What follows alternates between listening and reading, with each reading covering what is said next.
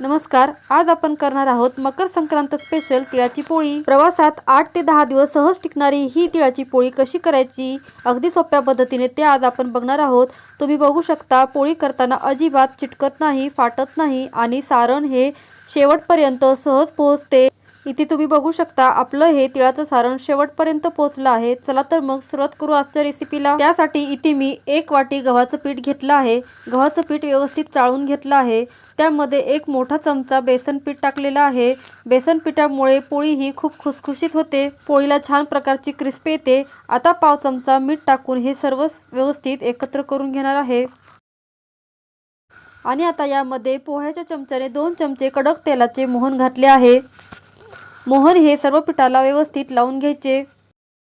आता यामध्ये थोडं थोडं पाणी टाकत ज्याप्रमाणे आपण पुरणाच्या पोळीसाठी कणिक मळून घेतो त्याचप्रमाणे इथे देखील आपल्याला थोडीशी घट्ट अशी ही कणिक मळून घ्यायची आहे। तुम्ही इथे बघू शकता इथे मी घट्ट अशी कणिक मळून घेतलेली आहे।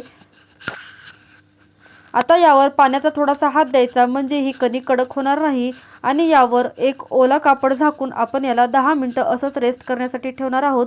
तोपर्यंत यासाठी सारण बनवायचं आहे।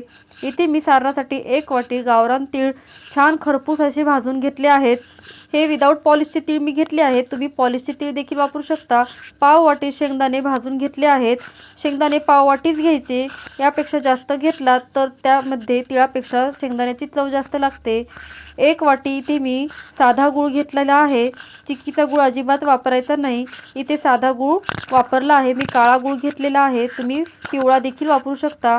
आणि 1 चमचा वेलची आणि जायफळ पावडर इथे घेतली आहे। आता सगळ्यात अगोदर मी इथे शेंगदाणे बारीक करून घेणार आहे। शेंगदाण्याची आपल्याला बारीक अशी पावडर करायची आहे, तुम्ही इथे बघू शकता। अशाच प्रकारे आता मी तिळाची देखील पावडर करून घेणार आहे। तीळ आणि शेंगदाण्याचं कूट हे आपल्याला बारीकच काढायचं आहे, जाडसर काढलात तर पोळी फुटण्याची शक्यता असते। आता यामध्ये वेलची आणि जायफळ पावडर टाकून घेतली आहे आणि 1 वाटी गूळ आता आपल्याला या कुटामध्ये मिक्स करून घ्यायचा आहे। पोळी करताना हा गूळ नेहमी किसून किंवा चाकूने एकदम बारीक करून घ्यावा। हे सर्व साहित्य इथे व्यवस्थित मिक्स करून झालं आहे। आता त्याच मिक्सरच्या भांड्यामध्ये परत एकदा हे साहित्य थोडंसं फिरवून घेणार आहे। याला जास्त वेळ फिरवायची गरज नाही, फक्त हे सर्व मिश्रण एकत्र एकजीव व्हावं यासाठी आपल्याला बंद चालू करत थोडं थोडं फिरवून घ्यायचं आहे। इथे आता आपलं तिळाच्या पोळीचं सारण तयार आहे। या सारणापासून तुम्ही तिळाचे लाडू देखील बनवू शकता, अगदी सहज बनतात, तूप टाकण्याची देखील आवश्यकता नाही।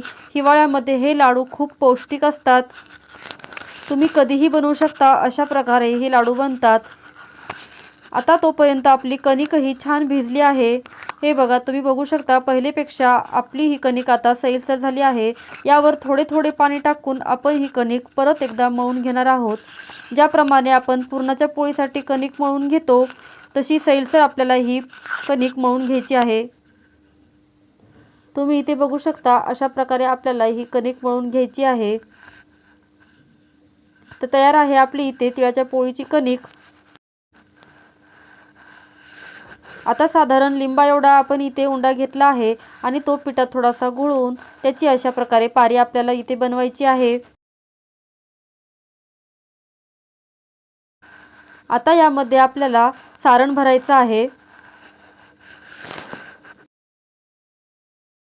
साधारण जेवढी आपण कणिक घेतली आहे तेवढंच इथे मी सारण घेतलं आहे आणि हे सारण आता या पारीमध्ये टाकून सगळीकडे पसरवून घ्यायचं आहे आणि हाताने थोडंसं दाबून घ्यायचं आहे।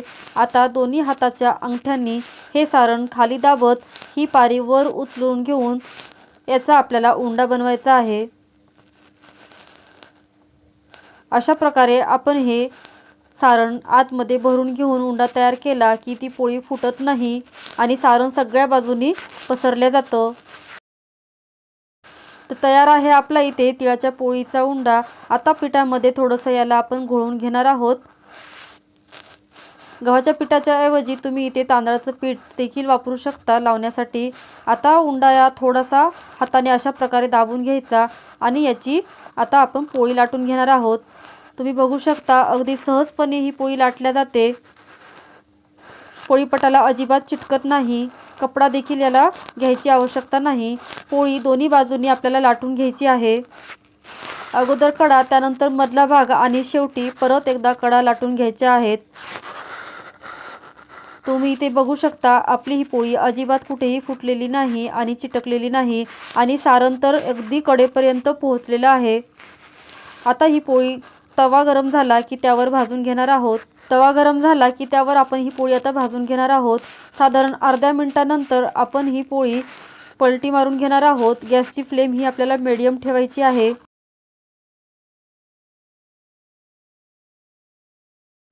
आता ह्या बाजूने देखील आपल्याला ही पोळी चांगली खरपूस अशी भाजून घ्यायची आहे.